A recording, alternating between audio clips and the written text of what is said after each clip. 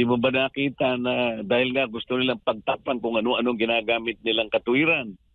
Ibig mo ba sabihin, lumilitaw na at isinisigaw na lahat ang pangalan mo na ikaw ang utak ng lahat ng ito?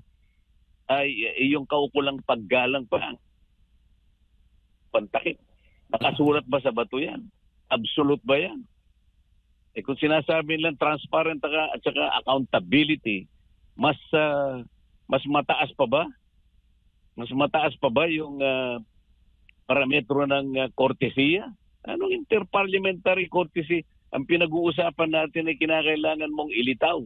Kailangan mong alisin ang maskara na nakabalot sa kawalang hiya ang nangyari na sa bansa natin.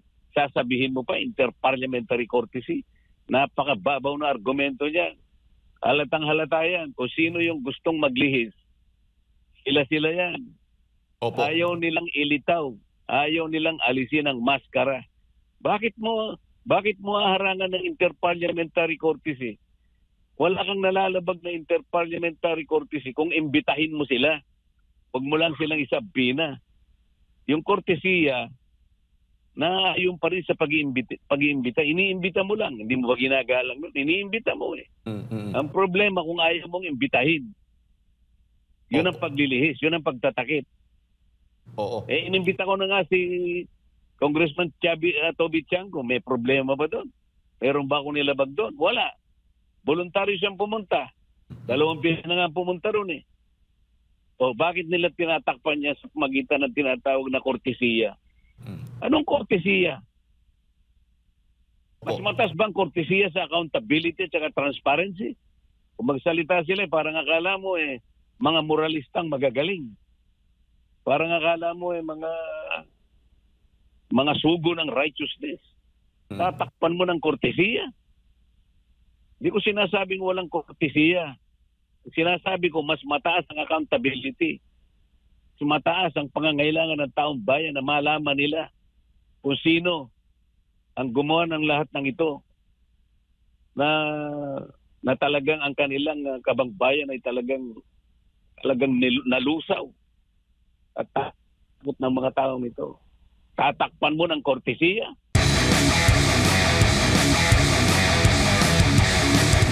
Update po dito sa magiging investigasyon ng Senate Blue Ribbon Committee.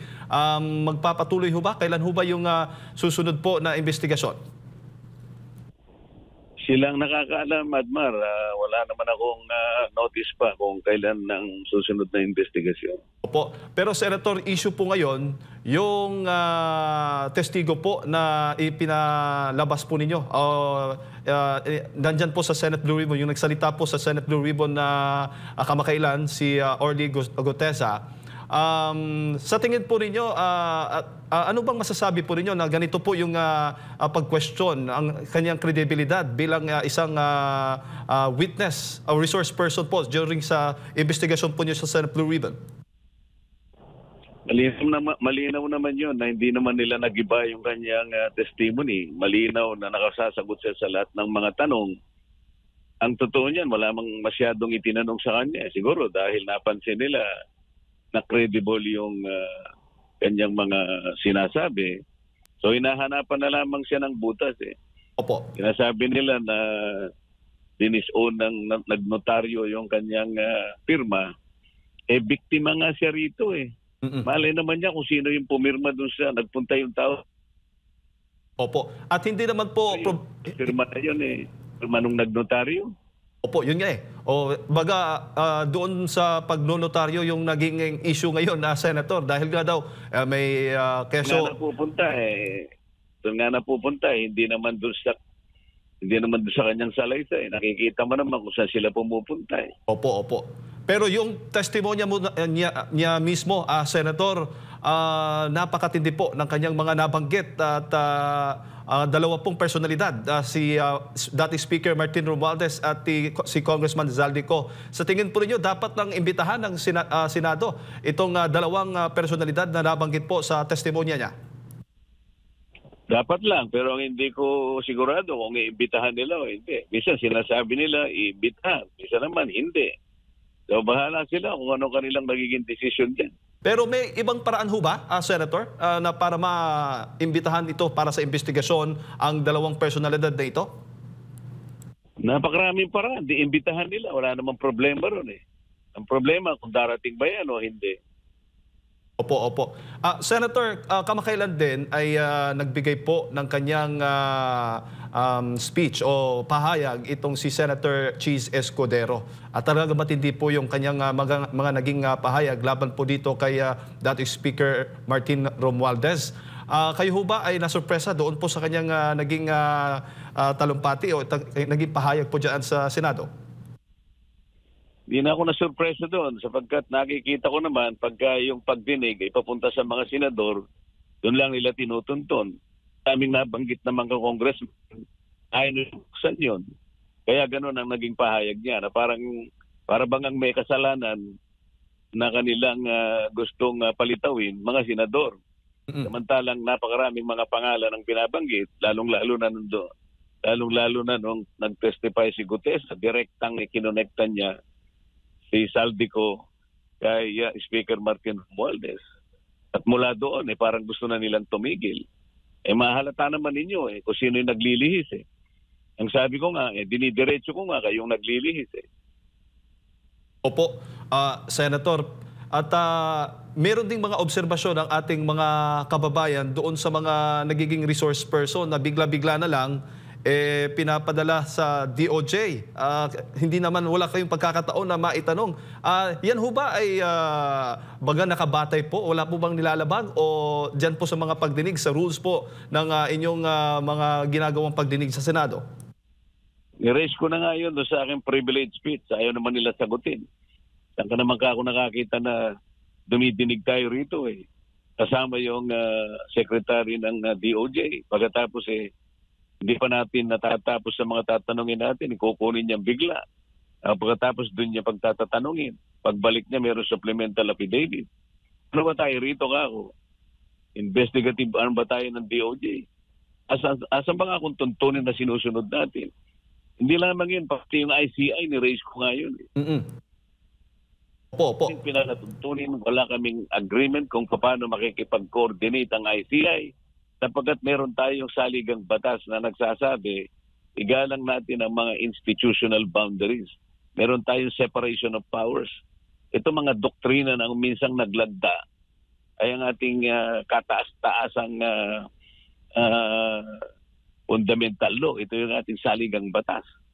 Kung hindi na natin sinusunod yung nakatalaga na mga separation of powers, malabo na itong pinupuntahan natin. Pagkatapos nagsasabi sila na parang lumilihis. Sino ba naglilihis? Ako mula't-mula pa, dinidiretso ko ito Pag nababanggit ang pangalan ni Martin Romualdez, imik. Napapansin siguro yan na marami nating kababayan. Opo. Totoo po yan, Senator. At yun nga yung isa sa mga pinoproblema o issue din dahil nga po sa salitang interparliamentary courtesy. Ano bang mas mahalaga? Ito bang naging tradisyon po ng Kongreso? Itong sinasabi interparliamentary courtesy o yung accountability na sinasabi? Hindi mo ba nakita na dahil nga gusto nilang pagtakpan kung ano-anong ginagamit nilang katuwiran? Ibig mo ba sabihin lumilitaw na at isinisigaw na lahat ang pangalan mo na ikaw ang utak ng lahat ng ito ay yung kaukulang paggalang pa. Pantakip. Nakasulat ba sa bato yan? Absolute ba yan? Kung sinasabi nilang transparent at saka accountability, mas mataas pa ba?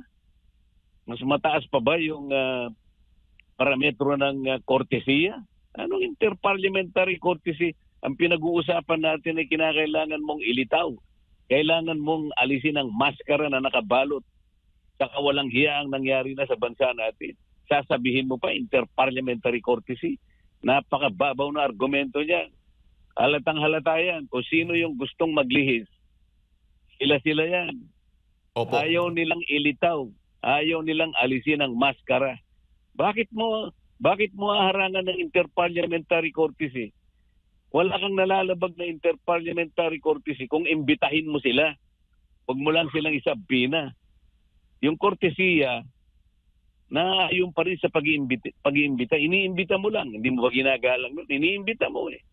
Ang problema kung ayaw mong imbitahin, yun ang paglilihis, yun ang pagtatakip. Oo. Inimbita ko na nga si Congressman Toby Tiangco. May problema ba doon? Meron ba akong nilabag doon? Wala. Voluntaryo siyang pumunta. 2 beses na nga pumunta roon eh. O bakit nila tinatakpan niya sa magitan ng tinatawag na kortesiya? Anong kortesiya?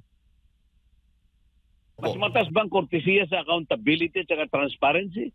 Kung magsalita sila, parang akala mo mga moralistang magagaling.